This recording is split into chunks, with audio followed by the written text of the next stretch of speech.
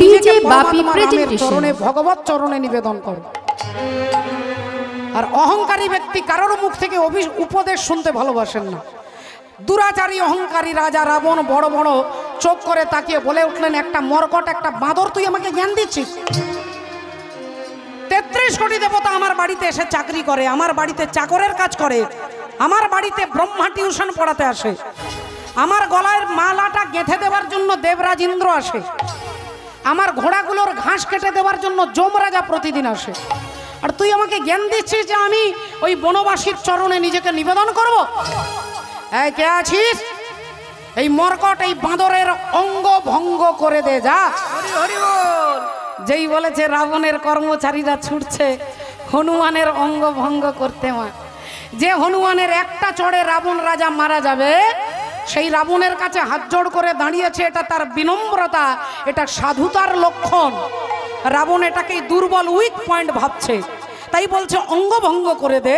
আর সবাই ছুটছে, কেউ হাত ভাঙবে, কেউ পা ভাঙবে, কেউ ঘাড় ভাঙবে, সবাই নিজে নিজে ভেবে ভেবে যাচ্ছে। আর ভক্ত হনুমান অতুলিত বলধামা অঞ্জনী পুত্র পবন সুত নামা, তিনি কেন বুদ্ধি মাতাম বরিষ্ঠম বतात মানম বানরায় উচ্চ মুখ্যম শ্রীরামদূতম শরণম প্রপদ্যে। যিনি বুদ্ধিজীবীদের মধ্যে অগ্রগণ্য, সেই কিরকম বুদ্ধি দেখুন। যেই অঙ্গভঙ্গ করতে ছুটছে, অমনি ভক্ত হনুমান নিজের ল্যাজটাকে ডানা দিয়ে ধরে আর রাবণকে দেখিয়ে দেখিয়ে ল্যাজটাকে ঘোরাচ্ছে, রাবণকে দেখিয়ে ল্যাজ ঘোরাচ্ছে, রাবণকে দেখিয়ে দেখিয়ে ল্যাজটাকে চুমু খাচ্ছে। বাবা ল্যাজটাকে ধরে মাথায় ছোঁয়াচ্ছে, ল্যাজটাকে নিয়ে চোখে ছোঁয়াচ্ছে। রাবণ ভাবলো তাহলে এর অঙ্গভঙ্গ করে দিয়ে কিছু হবে না, এই লেজটাই যখন এত প্রিয়, লেজে আগুন ধরাতে হবে। এই দাঁড়া দাঁড়া দাঁড়া, অঙ্গভঙ্গ করে নয়, ওর লেজে আগুন ধরিয়ে দে, যা। আর যেই বলেছে, আবার তারা পেছনে ছুটছে, এবার নিজের নিজের বাড়ি ছুটছে। একটা পাত্রে করে, একটা বাটিতে করে তেল, আর একটা হাতে কাপড়, কেউ মায়ের কাপড়, কেউ দিদির কাপড়, কেউ বোনের কাপড়, কেউ স্ত্রীর কাপড়, যে যার বাড়ি থেকে একটা করে কাপড় আনছে আর একটু করে তেল আনছে, এনে হনুমানের লেজে কাপড় জড়াচ্ছে আর তেল ঢেলে দিচ্ছে, কাপড় জড়াচ্ছে, তেল ঢেলে দিচ্ছে। লেজ বড় হয়ে গেছে, মোটা হয়ে গেছে।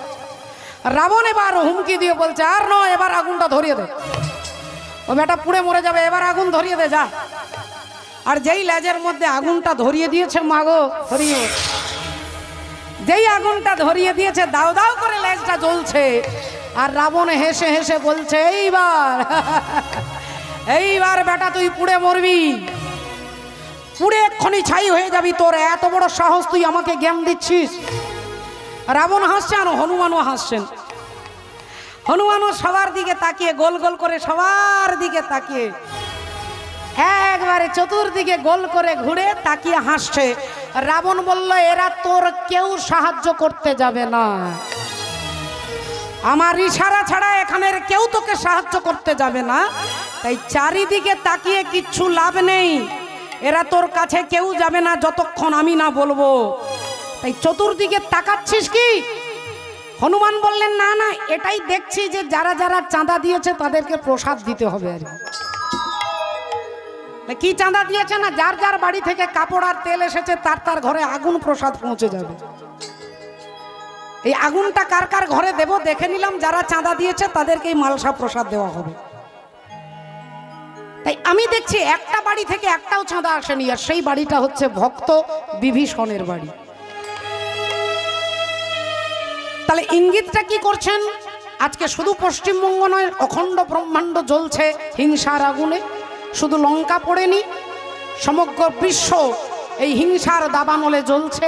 ভাইয়ে ভাইয়ে দ্বন্দ্ব, পিতা পুত্রে দ্বন্দ্ব, পাড়ায় পাড়ায় দ্বন্দ্ব। এই যে অশান্তির আগুন, সংসার দাবানল নীড় হলো কোত্রারায়ণ। এই যে দাবানলটা জ্বলছে মানুষের ঘরে ঘরে, সবার ঘরে। কার কার ঘরে আগুন লেগেছে? বলে যারা মনে করে আমার ঘর, আমার ছেলে, আমার নাতি, আমার জামাই, আমার ঘর, এই যারা মনে করে আমার বোধ, সেখানেই অশান্তির আগুন জ্বলবে। আর বিভীষণের ঘরে আগুন ধরছে না কেন? না, বিভীষণ ঘরের মধ্যে ভগবানের নাম লিখে রেখে দিয়েছে। এই ঘরটা আমার ঘর নয়, এ ঘর হচ্ছে তোমার ঘর। তাই যিনি সমস্ত কিছু ভগবত চরণে নিবেদন করেছেন বলে তার ঘরে অশান্তির আগুন ধরবে না বাবা। রাধে রাধে। আমার চেতনা চৈতন্য করে দে মা চৈতন্যময়ী। এই যেদিন চেতনা আসবে জীব নিত্য কৃষ্ণ দাস ইহা ভুলি গেলা, আর তে কারণে মায়া পিশাচি গলায় বাঁধিলা। অশান্তি থেকে যদি মুক্ত হতে চাও তাহলে নিজেকে ভগবানের দাস মনে করো। এটা জানানোর জন্য ভগবান চৈতন্য মহাপ্রভু তিনি এলেন ভক্তদেরকে কৃপা করবেন বলে। তাই তোমার আনন্দ আমার তুমি তাই এসেছ নিচে, আমায় নইলে ত্রিভুবনেশ্বর তোমার প্রেম হতো যে মিছে। তাই তোমার আনন্দ আমার তুমি তাই এসেছো নিচে, আমায় নইলে ত্রিভুবনেশ্বর তোমার প্রেম কত যে মিছে। তাই তোমার আনন্দ আমার আমায় নিয়ে মেলে ছয় মেলা, আমার হিয়ায় চলছে রসের খেলা। আমায় নিয়ে মেলে ছয় সারা পৃথিবীর মাঝে তুমি মেলা সাজিয়েছ। আমার হিয়ায় চলেছে রসের খেলা। মোর জীবনে বিচিত্র রূপ ধরে তোমার ইচ্ছা তর গিয়েছে। তাই তোমার আনন্দ আমার তুমি তাই এসেছো নিচে। তাই তোমার আনন্দ আমার তুমি তাই এসেছো নিচে। তাই আমাদেরকে আনন্দ দিতে ভগবান গৌর সুন্দর এলেন। পদকর্তা কি বললেন? এক পাশে দাঁড়িয়ে বেদ বিদ্যা দুহু কিছু নাহি জানো তো, বেদ বিদ্যা দুহু কিছু নাহি জানো তো, সে যদি গৌরাঙ্গ করে আজ সে যদি গৌরাঙ্গ করে আজ সে যদি গৌরাঙ্গ করে নয়ন আনন্দেতে ভরে সেই তো সকলই জানে। নয়নানন্দেতে ভরে সেই তো সকলে জানে। নয়নানন্দেতে ভরে সেই তো সকলে জানে। সর্বসিদ্ধি কর তলে তা, আজ সর্বসিদ্ধি কর তলে তা, আজ সর্বসিদ্ধি কর তলে তা। তাই আমার হরি বলা হলো না গো,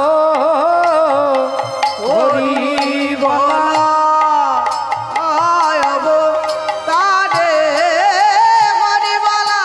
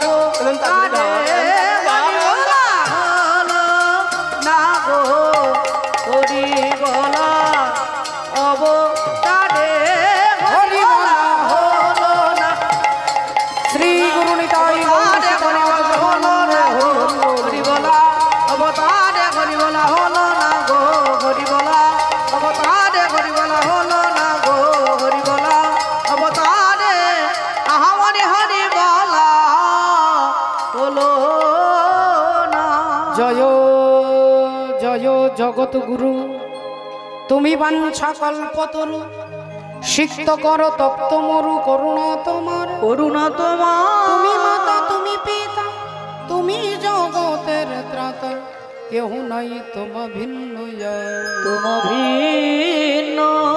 হরিব একটুখানি হরিব জয় রাধে। সকলে চরণে পুনরায় দণ্ডবাদ প্রণাম জানাই। ভক্তমণ্ডলী ভক্তিমতী মায়েদের চরণে প্রণাম জানিয়ে আজকে যিনি সাউন্ড অপারেট করছেন ভাই এত সুন্দর কন্ট্রোল করেছেন, ভাইকে ধন্যবাদ জানাই। গোবিন্দের কাছে প্রার্থনা জানাই ভালো থাকুন, সুস্থ থাকুন এবং জীবনে দীর্ঘায়ু এবং সুস্থ দেহ কামনা করে একবার এই সাউন্ডের জন্য আমরা সবাই হরিধ্বনি দেব। নিতাই গৌর প্রেমানন্দে হরি হরি বল হরি বল হরি হরি বল। আমরা শুনবো আজকের যে লীলা সাধন করব, যে কথা শুনবো যার মধ্যে তথ্য দেখব, আমরা দেখব তত্ত্ব, আমরা দেখব তথ্য। এই গুরুচরণ আশ্রয় করে শুনবো। আমরা একটি সুন্দর ভজন গানের মধ্য দিয়ে ভজন রাজ্যে যাব। जय राधे। बोलो भगवान कृष्णचंद्र की जय। बोलो राधा रानी की जय। बोलिए भागवत महापुराण की जय। अनंत कोटि भक्त वृंदों की जय। निताई गौर सीतानाथ प्रेमानंदे हरि हरि बोल हरि बोल हरि हरि बोल। আমরা মীরাবাইয়ের ভজনের মধ্য দিয়ে ভজন রাজ্যে যাব। রাধে রাধে। মীরাবাই কি বলছেন আমরা শুনবো। গানটা আপনারা শুনেছেন এর আগে। सा सा रे गा पा धा नि धा पा गा रे गा पा गा रे गा गा गा सा रे गा पा गा रे सा नि रे सा नि हा नि रे मा पा धा पा मा गा रे सा नि रे सा। रंग दे चुनरिया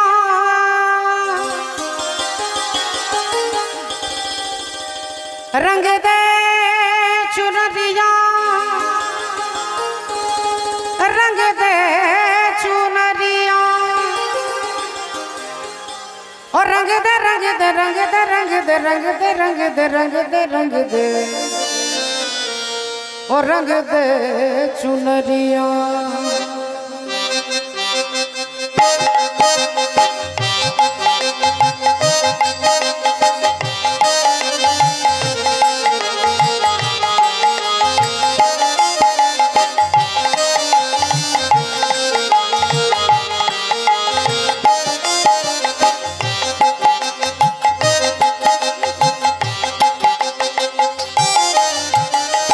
रंग दे चुनरिया ओ रंग दे चुनरिया ओ रंग दे चुनरिया ओ रंग दे चुनरिया ओ शाम पिया मोरी रंग दे चुनरिया ओ रंग दे चुनरिया रंग दे चुनरिया।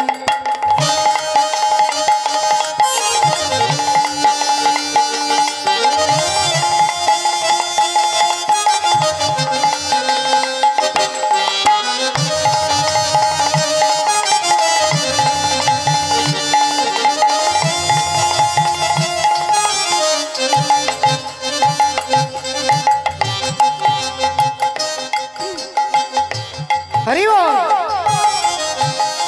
यशोमती मैया से बोल बोले नंद लाला राधा क्यों गोरी मैं क्यों काला। यशोमती मैया से बोले नंद लाला राधा क्यों गोरी मैं क्यों काला।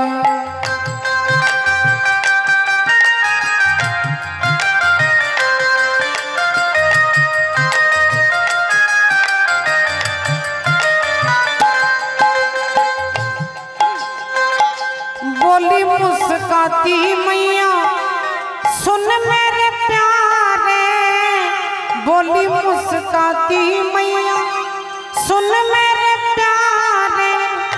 तारी आधी यारी आधी रात को तू आए, काली नैन वाली ने यूं हो,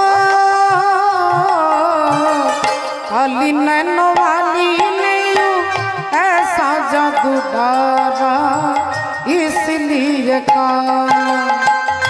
यशोमती मैया से बोले नंद लाला राधा क्यों गोरी मैं क्यों काला।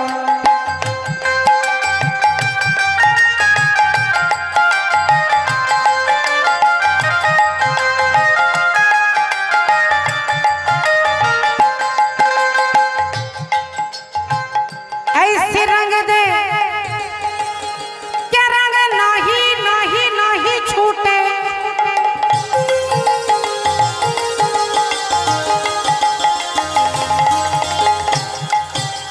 पदा दाने दादा बा पदा मा पगा मगा पदा मा पगा मरे गमरे गजनी सा सरे गमा पापा धाबा मगा बाबा रे गा मा पा धा धा धाबा मगा पापा। निसा सा निसा सा निसा निसा सा निसा सा निसा सा निसा सा निसा निसा सा निसा सा निसा गा गा रे निसा गा गा रे निसा गा गा रे रे मा मा गा मा पा धा नि धा पा मा पा गा मा रे गा सा रे निसा धा नि सा गा।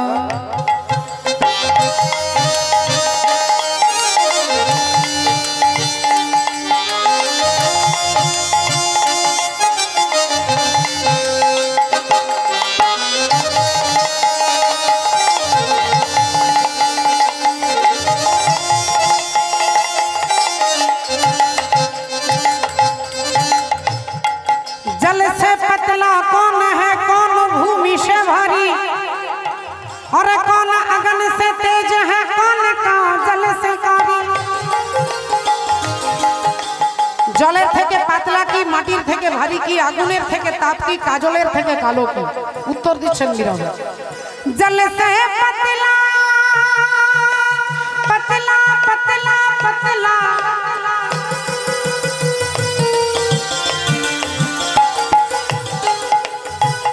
जल से पतला ज्ञान है और पाप भूमि से भारी। क्रोध अगन से तेज है, क्रोध अगन से तेज है, और कलंक का जल से कारी। रंग दे चुनरिया ओ रंग दे चुनरिया ओ रंग दे चुनरिया ओ रंग दे चुनरिया ओ रंग दे चुनरिया ओ रंग दे चुनरिया रंग दे चुनरिया रंग दे चुनरिया। श्री गुरु निताई गौर सीतानाथ प्रमाण। हरि हरि बोल हरि बोल हरि हरि बोल। जय निताई जय राधे जय राधे। श्रद्धेय बाबा ठाकुर भक्तिमती मायेरा আসুন ভগবানকে পেতে গেলে পাওয়া যায় নাকি শুধু ভক্তির বলে। মাঝখানে যে ভক্তি, ভক্তি কাকে বলে? বলে এই জগতের কোনটা নিত্য আর কোনটা অনিত্য, এই দুটোকে বিচার করে অনিত্য বস্তুকে ত্যাগ করে যিনি নিত্য বস্তুকে ধরতে পারে, শাস্ত্র বলছে এটাই হচ্ছে ভক্তি। রাধে রাধে। আরে তাহলে যদি ভগবানই একমাত্র সার আমরা ধরতে পারি না কেন, আমরা বুঝতে পারি না কেন, আমাদের মন মাঝে মাঝে এলোমেলো হয়ে যায় কেন? বলে মাঝখানে শুধু একটাই কারণ, সেটা হচ্ছে অহংকার। একটাই কারণ, সেটা হচ্ছে অহংকার। জীব আর পরমাত্মার মাঝখানে একটা অবিদ্যার পর্দা পড়ে আছে, কালো রঙের পর্দা। আর এই পর্দাটার জন্যই আমরা পরমাত্মাকে দেখতে পাচ্ছি না। বলেন এই পর্দাটা সরে যাবে কখন? না যখন আমি ভাবতে পারবো যে ভগবান হলেন একমাত্র তিনি মালিক আর আমি তোমার দাস। তাহলে এই ভাবটা জাগ্রত হয় না কেন? মাঝে মাঝে মনে হয় আমি মালিক, আমি সব কিছু। বলে এর কারণটাই হচ্ছে তোমার ভেতরে অহংকার আছে। আর এই অহংকার থাকলে কি হবে? বলে অহংকার থাকলে তিনি বিনাশ হয়ে যাবে।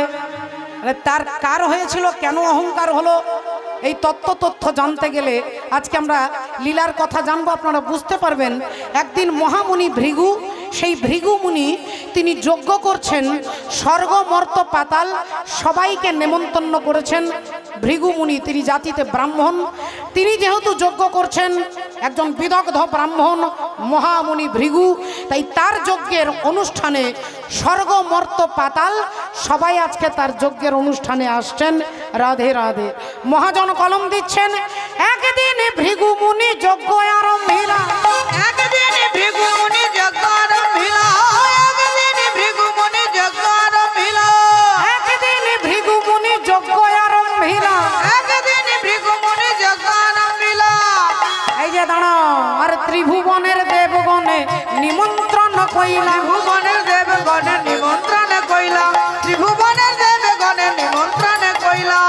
ভক্তিমতী মায়েরা স্বর্গমর্ত পাতালকে নিমন্ত্রণ করেছে। সবাই এসে আপনাদের মতো নিজ নিজ জায়গায় নীরবতা পালন করে সবাই ধীর স্থির চিত্তে যজ্ঞের অনুষ্ঠান দর্শন করছেন। কিন্তু আজকে আসতে একটু দেরি হচ্ছে। যিনি হচ্ছেন বিশেষ অতিথি, অর্থাৎ স্পেশাল যিনি গেস্ট, তিনি আসতে একটু দেরি করছেন। তিনি কে? না তিনি হচ্ছেন মহা হরিবোল একবারে প্রজাপতি দক্ষ রাজা। আর সেই দক্ষ রাজা আসতে দেরি হচ্ছে বলে অপেক্ষা করছে সবাই। এমন সময় কিছুক্ষণ পরে হেন কালে আইলেন দক্ষ প্রজাপতি, হেন কালে আইলেন দক্ষ প্রজাপতি, হেন কালে আইলেন দক্ষ প্রজাপতি। তাহারে দেখিয়া তবে করেন প্রণতি, তাহারে দেখিয়া তবে করেন প্রণতি, তাহারে দেখিয়া তবে করেন প্রণতি। যারা যারা দেখেছেন মা ভক্তিমতী মায়েরা, প্রজাপতি দক্ষ রাজা এরকম করে ঢুকছে, একটা হাতের সঙ্গে আরেকটা হাত দিয়ে। একটা কোথায় না পুজোর হরিবাসরে, হরিবাসরে আপনি যাবেন, হরি মন্দিরে যাবেন, সেখানে গিয়ে একটা শিষ্টাচার মানতে হবে আপনাকে। হয় মাথা নিচু করে, নইলে হাত জোড় করে, মাথাটা নিচু করে হাত জোড় করে প্রণাম করতে করতে মন্দিরে ঢুকবেন, এটাই ভদ্রতা, শিষ্টাচার। কিন্তু প্রজাপতি দক্ষ রাজা এমন অহংকারী যে তিনি একটা হাতের ওপরে আরেকটা হাত দিয়ে সবার দিকে ঘুরে ঘুরে দেখে নিচ্ছে যে আমাকে দেখে কে প্রণাম করলো না, আমাকে দেখে কে নমস্কার করলো না, আমাকে দেখে কে উঠে দাঁড়ালো না। এটা দেখবার জন্য চারিদিক ঘুরে দেখে নিলেন। দেখলেন সমস্ত দেবী দেবতা আমাকে দেখে সবাই নিজের আসন ছেড়ে উঠে দাঁড়িয়ে মাথা নিচু করে হাত জোড় করে নমস্কার করছে। প্রজাপতি দক্ষ রাজার খুব আনন্দ হলো, ভেতরে অহংকারটা বেড়ে গেল। এমন সময় দেখতে পেলেন বাঁ দিকের কোণে তিনটে চেয়ারে তিনজন বসে আছে। না তারা উঠে দাঁড়াচ্ছে, না তারা হাত জোড় করছে, আর না মাথা নিচু করছে। অমনি দক্ষ রাজা বড় বড় চোখ করে আঙুলটা তুলে বলে উঠল, কে ওখানে? আর যেই ভালো করে ভাবলেন একবার দেখে নি, তারপরে মজা দেখাবো। যেই ভালো করে দেখতে গেলেন অমনি দেখলেন, আরে আরে আরে আরে, এ তো প্রথম চেয়ারেই আমার বাবা বসে আছেন। আর বাবা বসে আছে গো। প্রজাপতি দক্ষ রাজার বাবা হচ্ছেন সৃষ্টিকর্তা ব্রহ্মা। ব্রহ্মার ডান পায়ের বুড়ো আঙ্গুল থেকে দক্ষ রাজার জন্ম। তাহলে আমি যার থেকে সৃষ্টি তিনি আমার বাবা। আমার বাবা তো আর আমাকে দেখে হাত জোড় করবে না, নমস্কার করবেন না, উঠেও দাঁড়াবে না। তাহলে বাবা বসে আছে, ভালো করেছে, বেশ করেছে। আচ্ছা বাবার পাশে চেয়ারে কে বসে আছে একটু দেখে নি। আর যেই ভালো করে দেখতে গেলেন দেখলেন বসে আছে না বাবারও বাবা, মানে আমার দাদু বসে আছেন। তাহলে আমার দাদু তো আর আমাকে দেখে নমস্কার করবে না, দাদু বসে আছে, বেশ করেছে, ভালো করেছে। আচ্ছা দাদুর পাশে চেয়ারে কে বসে আছে? আর যেই দেখতে গেলেন অমনি মুখ দিয়ে বেরিয়ে গেল অশ্রব্য গালি গালাজ। চিৎকার করে বলে উঠলো, অভদ্র, ইতর, মূর্খ, মহামূর্খ, ভদ্র সমাজে বসবার যোগ্যতা নেই, ভূত প্রেতের সঙ্গ করে, শ্মশানে মশানে ঘুরে বেড়ায়, ছাই ভস্য গায়ে মাখে। কথাগুলো কাকে বলছে মা? কাকে? শিব ঠাকুর। হ্যাঁ, শিব ঠাকুরকে বলছে। এবার একটু জেনে নিন, ওই শিব ঠাকুরের সঙ্গে দক্ষ রাজার সম্পর্ক কি না, তিনি শ্বশুর মশাই আর জামাই হচ্ছে বাবা ভোলেনাথ। এখন শ্বশুর মশাই রেগে গিয়ে চিৎকার করে বলে উঠছে, অসভ্য, অভদ্র, ইতর, মূর্খ, বাঁদরের মতো চোখ, ভূত প্রেতের সঙ্গ করে। আর যেই বলেছে উনি শিব ঠাকুরের যারা ভক্ত তারা চিৎকার করে উঠেছে, আয় কি বলছেন আপনি মুখ সামলে কথা বলবেন। আপনি আমাদের সামনে আমাদের মালিককে বলছেন যিনি তত্ত্বের সম্রাট, আপনি তাকে বলছেন মূর্খ। স্বর্গমর্ত পাতালে শিব ঠাকুরের থেকে তত্ত্বজ্ঞানী আর জগতে কেউ নেই বাবু। তত্ত্বের সম্রাট তিনি, যিনি তত্ত্বের সম্রাট তার দিকে তাকিয়ে দেখবেন সুখদেব গোস্বামী তত্ত্ব সম্রাট। মাতৃগর্ভ থেকে জন্ম নিল আর নাড়িটা ধরে সোজা বেরিয়ে গেলেন, কাপড়টুকুও সারা শরীরে নেই, কাপড় পরতে ভুলে গেছে, সংসারকে পরিত্যাগ করে ছুটছে। তিনি হচ্ছেন কীর্তন সম্রাট। আমরা মাঝে মাঝে দেখতে পাই কীর্তনিয়ার কার্ডে লেখা থাকে কীর্তন সম্রাট অমুক বাবু। অপরাধ নেবেন না বাবা ঠাকুর। কীর্তন যিনি সম্রাট হবেন তিনি টাকার বিনিময়ে কখনো কীর্তন করবেন না, এটা সব থেকে মূল পয়েন্ট। তারপরে তার আলাদা সংসার, গাড়ি বাড়ি, সে কথা আলাদা। তত্ত্ব সম্রাট যাকে দেখেছেন তিনি হচ্ছেন সংসারে থাকেননি। বাবা ভোলেনাথ তত্ত্ব সম্রাট, তিনি শ্মশানে থাকেন। সুখদেব গোস্বামী তত্ত্ব সম্রাট, তিনি সংসারের মায়া পরিত্যাগ করে জন্ম হওয়ার সাথে সাথে সংসার ছেড়ে দিয়ে বেরিয়ে চলেন। তাই শিব ঠাকুরের দলের লোক বললেন, আপনি আমাদের মালিককে বলছেন গাধা, আমাদের মালিককে বলছেন মূর্খ, যার থেকে তত্ত্বজ্ঞানী জগতে কেউ নেই। যেই শিব ঠাকুরের ভক্তরা চিৎকার করছে অমনি ভৃগুমুনি বলে উঠলেন, একবারে কথা হবে না, চুপ চুপ চুপ। জামাই আর শ্বশুরের মধ্যে কথা হচ্ছে, মাঝখানে তোমরা নাক গলাচ্ছ কেন? বলে কেন আপনি জানেন না? আপনি মহামুনি মহাপণ্ডিত ভৃগু, আপনি জানেন না যে মালিকের নিন্দা দাস যদি শোনে সেই দাসকে নরকে যেতে হয়? তাই আমরা বলতে এসেছি। ভৃগুমুনি বললেন, বড় বড় কথা বলছিস, আমি অভিশাপ দিচ্ছি, শিবগণ সব পাষণ্ডী হয়ে যাবে। তখন তারা বললেন, আচ্ছা আচ্ছা আচ্ছা, যিনি অপরাধ করলো তাকে আপনার কিছু বলবেন না, আমাদেরকে অভিশাপ দিচ্ছেন আমরা পাষণ্ড হব, তাহলে আমরাও আপনাকে অভিশাপ দিচ্ছি, আপনি ব্রাহ্মণ ভৃগু, আর ব্রাহ্মণ হবে লক্ষ টাকার ভিখারি।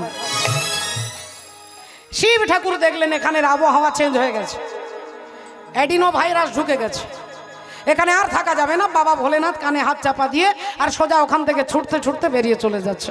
অথচ তাকেই এতগুলো কথা বলছে, অভদ্র, অশিক্ষিত, মূর্খ, গাধা, বাঁদরের মতো চোখ, এতগুলো কথা তাকে বলছে। কিন্তু তিনি তত্ত্বের সম্রাট, তার মধ্যে আছে কোনো অভিমানও নেই, কোনো অহংকারও নেই। যার মধ্যে অহংকার আছে তার মধ্যে অভিমান আছে। দুপুরবেলায়, দুপুর দুটোই, জ্যৈষ্ঠ মাসের দুপুর দুটোর সময় রাস্তা দিয়ে যদি কেউ গায়ে চাদর দিয়ে, সোয়েটার পরে, মাফলার দিয়ে দুপুর দুটোর সময় রাস্তা দিয়ে হেঁটে হেঁটে যায়, ওনাকে দেখলেই লোকে বলে দেবে ওনার মনে হয় জ্বর হয়েছে, শরীর অসুস্থ। নইলে জ্যৈষ্ঠ মাসের দুপুরবেলায় গরম, কারো ঠান্ডা লাগে, তার চাদর দিয়েছে, সোয়েটার পরেছে কেন? বলে তার জ্বর হয়েছে।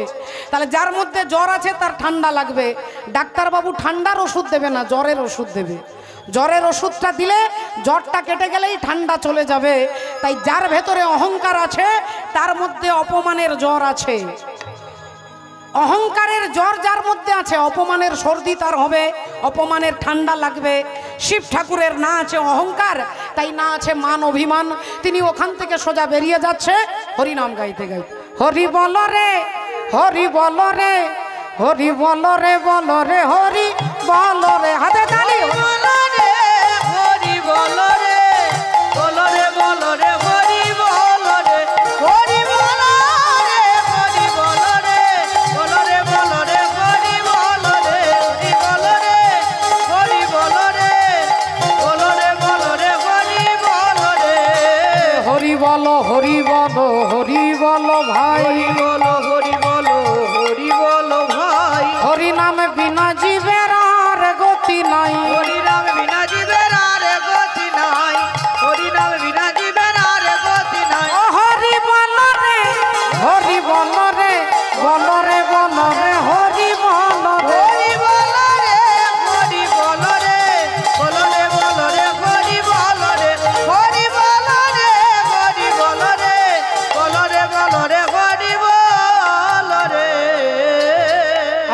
ঠাকুর বেরিয়ে গেলেন, তার দলের যত লোক ছিল সব বেরিয়ে গেলেন তার সঙ্গে। বাবা ভোলেনাথ বিষণ্ণ মনে নয়, আনন্দ বদনে বাড়ি এসে ভাবলেন যাই, আজকে নাকি একটু কীর্তন হবে, তা যাই একটু কীর্তন শুনে আসি। কোথা থেকে কোথায় যাচ্ছেন? বলে কৈলাস থেকে মহারাষ্ট্রে যাচ্ছেন। বাবা, কোথায় কৈলাস আর কোথায় মহারাষ্ট্র? তাই এই কৈলাস থেকে মহারাষ্ট্রে কীর্তন শুনতে যাচ্ছেন, অগস্ত্য ঋষির আশ্রমে হরি কথা শুনতে। তিনি যেই একটা পা বাড়িয়েছেন, অমনি মা সতী সামনে এসে বলছেন, ও স্বামী, বলি আমিও তোমার সঙ্গে যাব। ও গো আমিও তোমার সঙ্গে যাব, আমিও তোমার সঙ্গে যাব। বলি আমিও তোমার সঙ্গে যাব, আমিও তোমার সঙ্গে যাব। এই দাঁড়াও দাঁড়াও দাঁড়াও দাঁড়াও দাঁড়াও, আমার সঙ্গে তুমি যাবে? বলে হ্যাঁ। আমি কোথায় যাচ্ছি তুমি জানো? বলে আপনি আর কোথায় যাবেন, কীর্তন শুনতে যাচ্ছেন। তা তুমি কি করবে? বলে আমি তোমার সাথে হরি নাম শুনিব। আমিও তোমার সঙ্গে যাব, তোমার সাথে হরি নাম শুনিব। আমিও তোমার সঙ্গে যাব, আমি তোমার সাথে হরি নাম শুনিব। আমিও তোমার সঙ্গে যাব, তোমার সাথে হরি নাম শুনিব। আমি হরি হরি বলে কাঁদবো, তোমার সাথে নাম শুনিব। হরি হরি বলে কাঁদবো, তোমার সাথে নাম শুনিব। ওগো আমিও তোমার সঙ্গে যাব। বেশ, আমার সঙ্গে তুমি যাবে, তাহলে চলো দুজনেই মিলে একটু কীর্তন শুনে আসি। স্বামী স্ত্রী বাবা ভোলেনাথ আর মা সতী ষাঁড়ের পিঠে চেপে অগস্ত্য ঋষির আশ্রমে হরি কথা ভাগবতীয় কথা শুনে আবার নিজের ঘরে ফিরে আসছেন। যেমনভাবে গিয়েছেন সেইভাবে ওপর দিয়ে ফিরে আসছেন, ষাঁড়ের পিঠে চেপে আকাশ মার্গে আসছেন।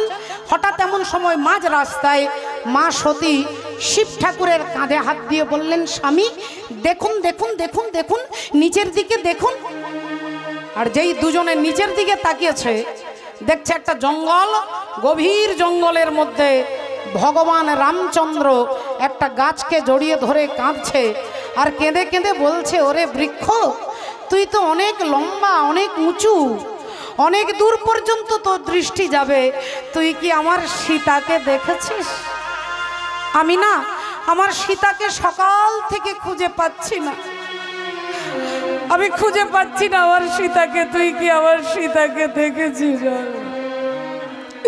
তুই তো অনেক উঁচু লম্বা, দেখতে পাবি, বল না বল না, আমার সীতাকে দেখেছিস? বৃক্ষের ডালপালা নিচের দিকে ঝুলে যেন বলতে চাইছে, দয়াময় তোমাকে আমি সাহায্য করতে পারলাম না। এমন সময় একটা পাখি উড়ে যাচ্ছে, পাখিটাকে জিজ্ঞাসা করছে, তুই তো অনেক দূর পর্যন্ত যেতে পারিস, কত গ্রাম থেকে গ্রামান্তর, শহর থেকে শহরান্তর, বন থেকে বনান্তর তোর দৃষ্টি শক্তি যাবে, বল না আমার সীতাকে দেখেছিস? বল, তুই না দেখেছিস? আমি আমার সীতাকে পাগলের মতো খুঁজছি, আমি সীতাকে খুঁজে পাচ্ছি না। ভগবান রামচন্দ্র সীতার বিরহে কাঁদছেন আর মা সতী শিব ঠাকুরকে বলছে, আচ্ছা কিছু মনে করবেন না, কিছুক্ষণ আগে যার কীর্তন আমরা শুনে এলাম, অগস্ত্য ঋষি যেখানে রামের কথা বললেন সেই রাম, আর আজকে যিনি জঙ্গলে কাঁদছেন এই রাম, এই দুটো রাম কি আলাদা না একই? একজনই। বাবা ভোলেনাথ বলে উঠলেন, অগস্ত্য ঋষি যে রামের কথা বললেন সেই রাম, আর যে রামকে তুমি জঙ্গলে কাঁদতে দেখছো এই রাম, এই দুটো রাম দুজন আলাদা নয়, একজনই রাম, পরব্রহ্ম রাম। হরি বল। এই বলে বাবা ভোলেনাথ হাতে তালি দিয়ে বলছে, ঠাকুর তোমার অভিনয়টা খুব ভালো হচ্ছে, আর কি অ্যাক্টিংটা খুব ভালো হচ্ছে, খুব সুন্দর তুমি কাঁদতে পারছো, তোমার কান্নাটা খুব ভালো হচ্ছে গো। হাতে তালি দিচ্ছে, কারণ ভোলেনাথ তত্ত্ব সম্রাট, তিনি জানে যে সীতা দেবীকে যে রাবণ রাজা তুলে নিয়ে গেছে রাবণের শক্তিতে নয়, রাবণের ক্ষমতাই নয়, রাবণের ইচ্ছাই নয়। যদি রামচন্দ্র ভেতরে পারমিশন না দিতেন, রাবণ রাজার ক্ষমতা ছিল না সীতা দেবীকে হরণ করে নিয়ে। রাবণের কোনো ক্ষমতাই নেই যে তিনি সীতা দেবীকে হরণ করে নিয়ে যাবেন, যতক্ষণ পর্যন্ত রামচন্দ্রের পারমিশন না থাকে। আপনারা বলবেন তাহলে তো রাবণ তো চুরি করেছিলেন। বলে হ্যাঁ ছিলেন, কিন্তু রামচন্দ্রের অনুমতি ছিল। কোন দিন না, রামচন্দ্র যখন বিবাহ করে সীতা দেবীকে নিয়ে এলেন, সীতা দেবী শ্বশুর বাড়িতে 3 দিন 1 ফোঁটা জল খাননি। রাজা দশরথ হাত জোড় করে জিজ্ঞাসা করলো, মা তুমি আমার বাড়িতে কিছু খাচ্ছ না কেন? সীতা দেবী পরিষ্কার মুখের সামনে বললেন, আপনি ব্রাহ্মণ বধ করেছেন। কাকে না, অন্ধমুনির পুত্র সিন্ধুকে। পিতা মাতা অন্ধ ছিল, ছেলেকে জল আনতে বলেছে, ছেলে জল আনতে এসেছে, আর যেই জলের মধ্যে মাটির কলসিটা ডুবিয়েছে, রাজা দশরথ মৃগয়া করতে যাচ্ছে।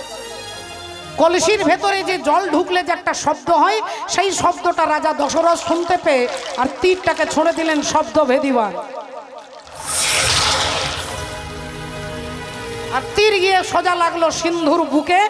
অমনি সিন্ধু বাবা বাবা বলে চিৎকার করতে লাগলো, ও গো বাবা গো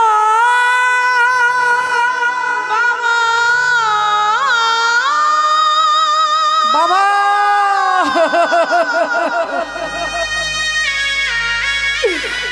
তুমি আমায় ক্ষমা করো বাবা, আমায় ক্ষমা করো।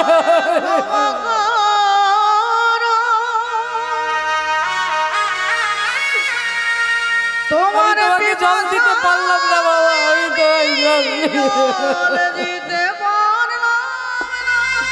অন্ধমুনির পুত্র সিন্ধু মৃত্যুর কোলে ঢলে পড়লেন। রাধে রাধে। তাই মহারাজ দশরথ সেই ব্রাহ্মণ পুত্রকে বধ করে আপনার ব্রাহ্ম পুত্র বধের অভিশাপে আপনার এই রাজ্যটা অপবিত্র হয়ে গেছে, তাই আপনার বাড়িতে জলগ্রহণ করতে পারছি না। রাজা দশরথ বললেন, তাহলে মা কি করে অপরাধ মুক্ত হব? বলে এমন একজন ব্রাহ্মণকে খুঁজুন যিনি 4টে বেদ মুখস্থ করেছেন। এমন একজন ব্রাহ্মণকে খুঁজুন যিনি কারোর বাড়িতে 1 গ্লাস জল গ্রহণ করেননি। এমন একজন ব্রাহ্মণ খুঁজুন যিনি কোনোদিন মিথ্যে কথা বলেননি। এই 3টে গুণে ভূষিত ব্রাহ্মণকে এনে আপনার বাড়িতে সেবা দিলে আপনি অপরাধ মুক্ত হবেন।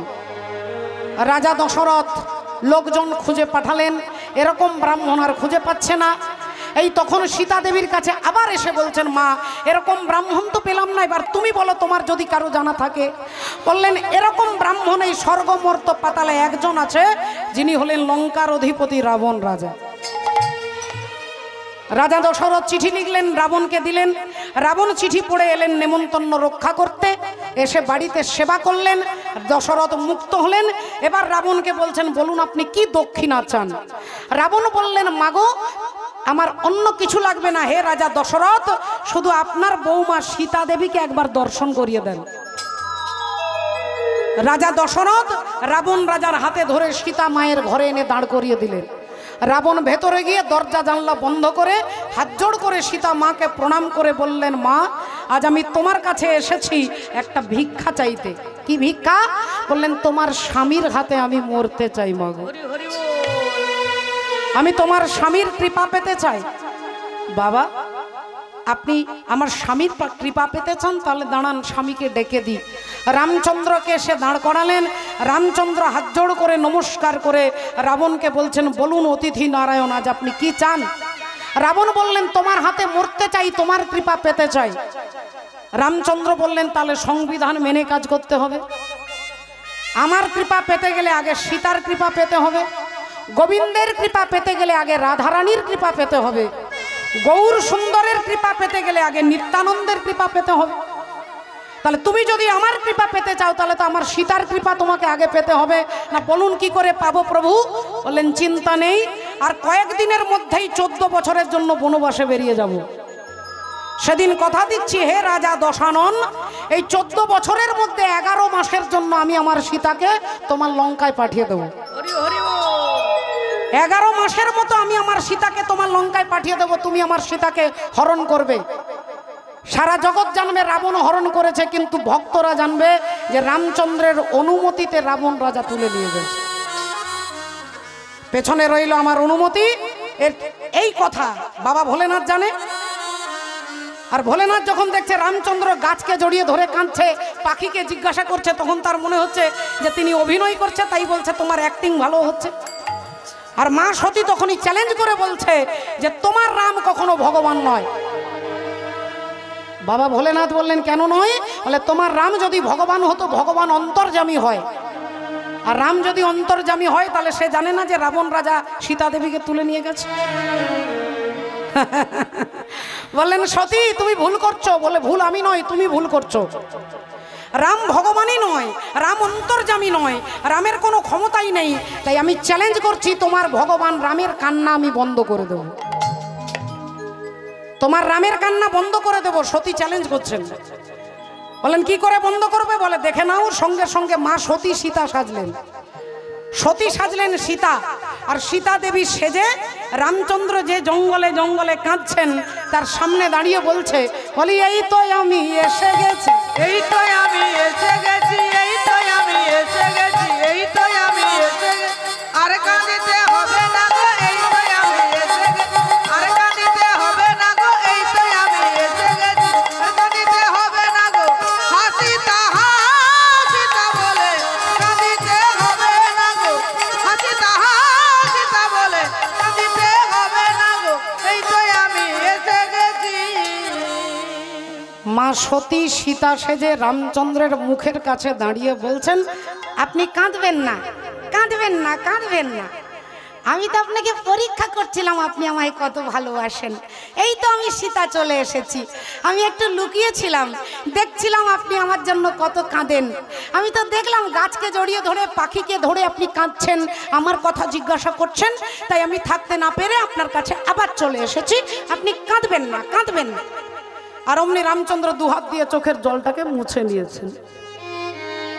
আর যেই চোখের জলটা মুছে নিয়েছেন, মা সতী ভাবছে আমি চ্যালেঞ্জে জিতে গেছি, আমার স্বামীর সঙ্গে চ্যালেঞ্জ করে এসেছি, আমি জিতে গেছি। এই দেখো ভগবানের কান্না বন্ধ করে দিয়েছে। আর রামচন্দ্র দুহাত দিয়ে চোখের জলটাকে মুছে নিয়ে হাত জোড় করে বলছে, মা তুমি আমার প্রণাম নাও। তোমার স্বামী ভোলেনাথ ভালো আছে তো? তোমার স্বামী ভোলেনাথ ভালো আছে? মা সতী নিজের দিকে, পায়ের দিকে ভালো করে গোটা শরীরটা দেখছে। আর দেখে ভাবছে, তাহলে কি বিউটি পার্লারে সাজাতে ভুল করে দিয়েছে? আমি তো 2500 টাকা খরচা করে সীতা সেজে এসেছি। সীতার মতো রং, সীতার মতো ঢং, সব কিছু সীতা। তাহলে ইনি আমাকে দেখেই বলছে তোমার স্বামী ভোলেনাথ ভালো আছে তো? এই তিনি বারবার দেখছে আর জিজ্ঞাসা করছে, মানে আমি আমি যে সীতা নই, আপনি কি করে বুঝলেন? বললেন, মা যিনি আমার সীতা তিনি কখনো আমার আগে দাঁড়ায় না, তিনি আমার পেছনে দাঁড়ায়। হরি হরি বল। আগে লক্ষণ, তারপরে সীতা, আর তারপরে রাম।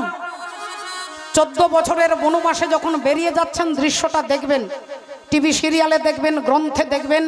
আগে লক্ষণ, তারপরে সীতা যাচ্ছেন, তারপরে রামচন্দ্র যাচ্ছে। কেন? এরও কারণ আছে।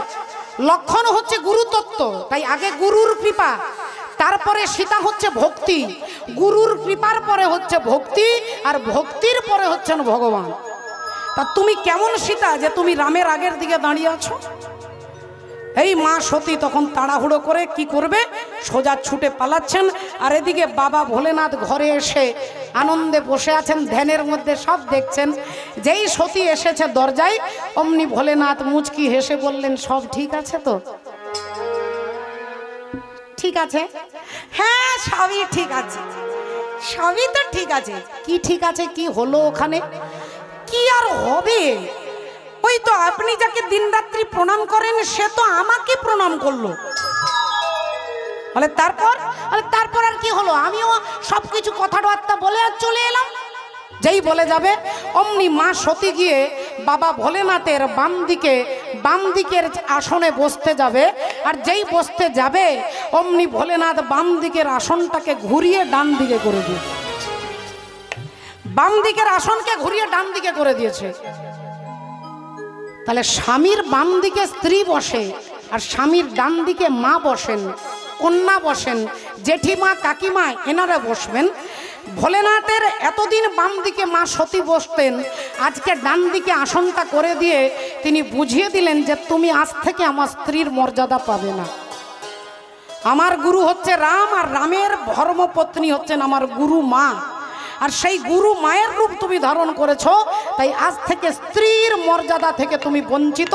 তাই ডান দিকে আসনটা করে দিলেন, মুখে কিছু বললেন না, ত্যাগটা করে দেখিয়ে দিলেন।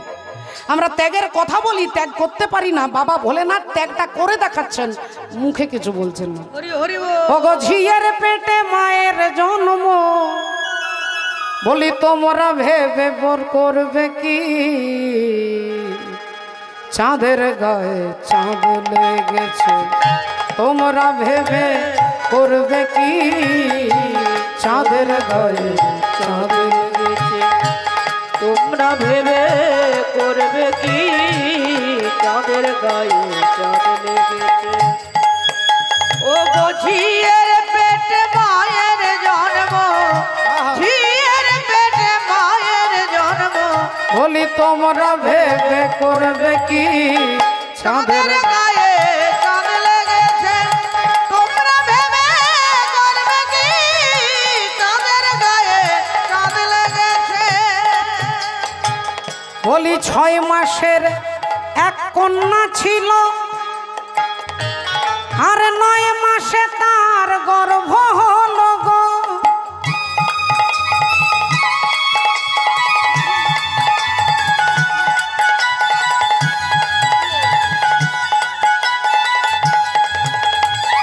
ওগো 11 মাসে 3টি সন্তান, 11 মাসে 3টি সন্তান। বলি কোনটা করবে ফকিরি? চাঁদের গায়ে লেগেছে, তোমরা ভেবে করবে কি? চাঁদের গায়ে চাঁদ লেগেছে, তোমরা ভেবে করবে কি? চাঁদের গায়ে চাঁদ লেগেছে। বলি ঘর আছে তার দুয়ার নাই, দরজা নেই জানালা নেই, কিন্তু ভেতরে একজন আছে। বলে পায়রার ডিম দেখেছেন, ময়ূরের ডিম দেখেছেন, পাখিদের ডিমের ভেতরে একজন থাকে, কিন্তু ডিমের মধ্যে দরজা জানালা থাকে না। ঘর আছে তার দুয়ার নাই, ও গো লোক আছে তার বাক্য নাই গো। আর কে তাহারে আহার যোগায়, কে বা দেয় সন্ধ্যাবাতি? আজ কে তাহারে আহার যোগায়, কে বাধায় সন্ধ্যাবাতি? কে ফকির তাহারে লালন ভেবে বলে, দেখো ছেলে মরে মাকে ছুলে গো। আহা, ছেলে মরে যায় যদি মাকে ছুঁয়ে দেয়, সেই মাকে সেই ছেলেকে বলে মা হচ্ছে সমুদ্র, ছেলে হচ্ছে নুন লবণ। এক মুঠো নুন নিয়ে গিয়ে সমুদ্রের জলে ফেলে দেন, বলে হরিবোল হয়ে যাবে। ফকির লালন ভেবে বলে, ছেলে মরে মাকে ছুলে গো।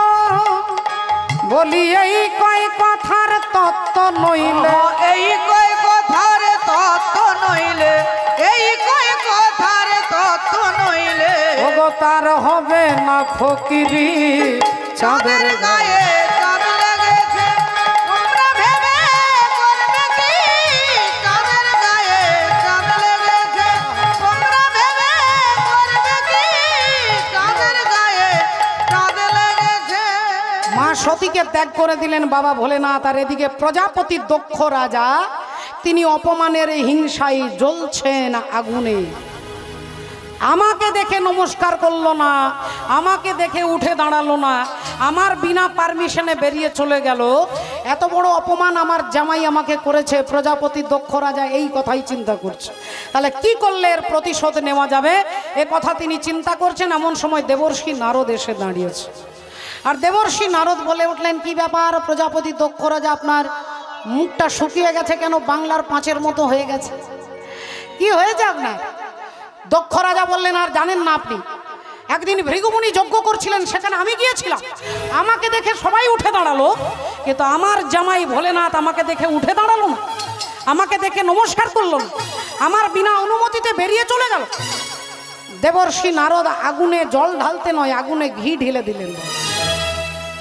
আগুনে ঘি ঢেলে দিলেন। আর দক্ষ রাজা ভাবছে, তাহলে নারদ মুনি মনে হয় আমার দলের লোক, আমি যা বলবো তাই শুনবে। কিন্তু আজকে দেবর্ষি নারদ তিনি মিথ্যেও বলবেন না, আর তিনি সত্যিও বলবেন না। তাহলে ব্যাপারটা কিরকম? না দুই ভাই, একজন রামু আর একজন শামু, দুই ভাইয়ে মিলে মেলা দেখতে গেছে, মেলা ঘুরতে গেছে, অনেক রকমের মেলা দেখেছে, শুনেছে, আনন্দ উপভোগ করে বাড়ি যখন যাবে দেখছে একটা দোকানে গরম জিলিপি ভাজা হচ্ছে আর কি। রামু ভাইকে বলছে, ভাই তোর কাছে পয়সা আছে? ভাই বলল, দাদা আমার কাছে তো 1 টাকাও নেই। কেন তোমার কাছে নেই? দাদা বলল, আমারও পকেটে টাকা নেই, জিলিপি খেতে ইচ্ছে হচ্ছে রে ভাই। ভাই বলল, দাদা আর খেয়ে লাভ নেই, পয়সা যখন নেই চলো ঘরে গিয়ে মুড়ি খাবো আর। দাদা বলল, পয়সা না থাকলেও জিলিপি খাবো। কি করে খাবে দাদা? খাবার পরে তো মার খাবে। বলে, খাওয়ার পরে মার খেলেও কোনো দুঃখ নেই, চল যাবি তো চল। শামু বলল, দাদা আমার মার খাওয়ার ইচ্ছে নেই, তুমি খাবে যাও। রামু দোকানদারকে এসে বলে, দাদা জিলিপি কত? বলে 225 টাকা। দেন তো দাদা, খুব খিদে পেয়েছে, তাড়াতাড়ি দেন। অমনি গরম জিলিপি ঠোঙাতে 250 দিয়েছেন। রামু দাঁড়িয়ে দাঁড়িয়ে খাচ্ছে আর ভাইকে দেখাচ্ছে বিনে পয়সায় খাচ্ছে। ভাই ভাবছে, দাদা যদি বিনে পয়সায় খেতে পারে তা দাদার যা হবে আমারও তাই হবে, আমিও যাই। একটুক্ষণ পরে শামু এসে বললেন, দাদা কত? 25 টাকা দাদা, 250। দেন তো দাদা আমাকে। ওনাকেও দিয়েছে, এনাকেও দিয়েছে, এর খাওয়া হয়ে গেছে, হাতটা ধুয়ে বেরিয়ে যাবে। অমনি দোকানদার ডাক দিলেন, এই যে দাদা, আরে পয়সা না দিয়ে চলে যাচ্ছেন কি? 25 টাকা দিয়ে যান। রামু অমনি মাথায় হাত দিয়ে বললেন, এই দেখছেন দেখছেন ভুলে যাচ্ছি, কই 5 টাকা ফেরত দেন দাদা, 5 টাকা ফেরত দেন। ফেরত দেবো মানে? আরে আপনি তো 25 টাকা দেবেন। রামু বললেন, কি বলছেন আপনি? মাথা গন্ডগোল হয়ে গেছে, আপনাকে 30 টাকা দিয়েছি, 25 টাকা কেটে 5 টাকা ফেরত দেন। দোকানদার বললেন, দাদা সকাল সকাল মিথ্যে বলবেন না, আপনি 1 টাকাও আমাকে দেননি। রামু বললেন, দেখুন আমি মিথ্যে কথা বলি না, আমি ভদ্রলোক, আমি আপনাকে বলছি আমি 30 টাকা দিয়েছি, আপনি 5 টাকা ফেরত দেন। এর মধ্যে শামুর খাওয়া হয়ে গেছে, সে তখন হাতটা ধুয়ে রুমাল বার করে মুছছেন হাত। দোকানদার বলে, দাদা আপনি তো এসেছেন, এর পরে এসেছেন, আপনি কি দেখেছেন এ আমাকে 1 টাকাও দিয়েছে? শামু বললেন, দাদা আপনার সমস্যার সমাধান পরে হবে, আগে আমার 5 টাকা মনে আছে তো? আমারটা মনে আছে তো নাকি? না আমাকেও একই কেসে ঢুকিয়ে দেবেন।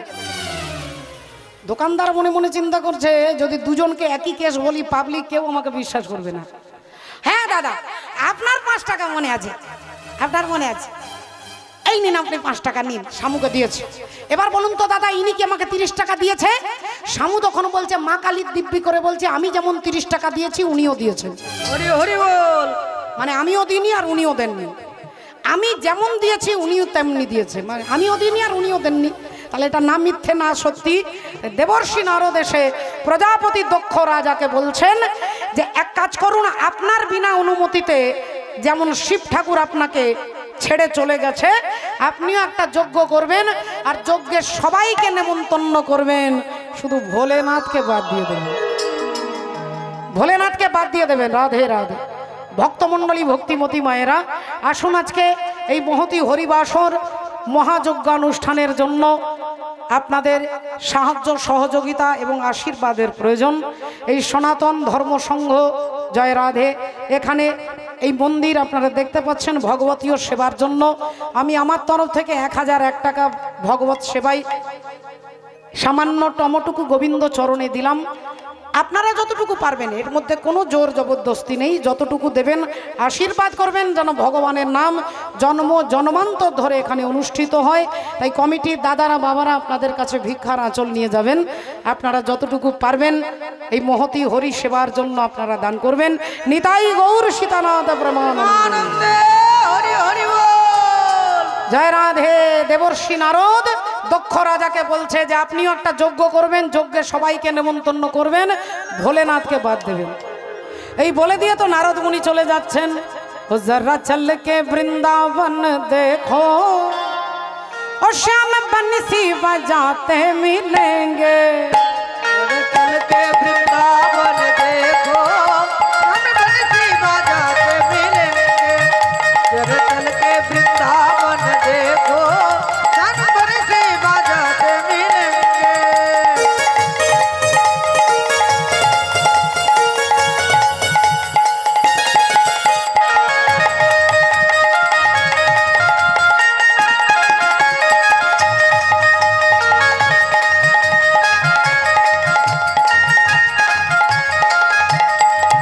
झूला झूल रही होगी राधा प्यारी, श्याम झूला झूलाते मिलेंगे।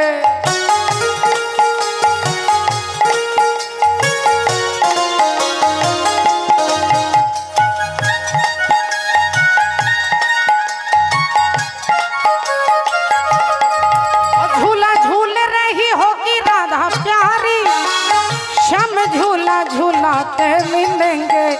जरा चल के ओ जरा चल के, जरा चल के वृंदावन देखो, श्याम बंसी बजाते उलूध्वनि हरिओ। चल के वृंदावन देखो, श्याम बंसी बजाते मिलेंगे।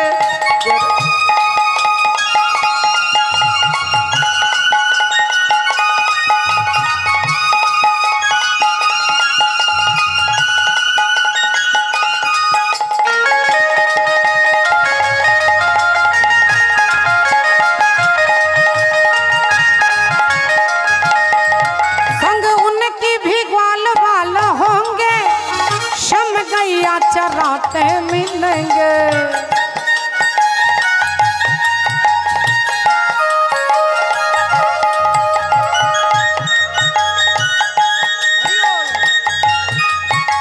राधे जरा चल के वृंदावन देखो, बंसी बजाते मिलेंगे। जरा चल के वृंदावन देखो, हम बंसी बजाते मिलेंगे। जरा चल के वृंदावन देखो, हम बंसी बजाते मिलेंगे।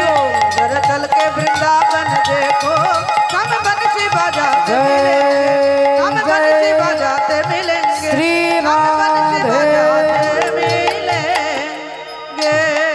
দক্ষ রাজা বিরাট বড় যজ্ঞ করবেন, আয়োজন করে ফেলেছেন। বাজপেয়ী যজ্ঞ করবেন, স্বর্গ মর্ত পাতাল সবাইকে নেমন্তন্ন করলেন। একমাত্র বাদ দিয়ে দিলেন কাকে? ভোলেনাথকে বাদ দিয়ে দিয়েছেন। এখন যথাসময়ে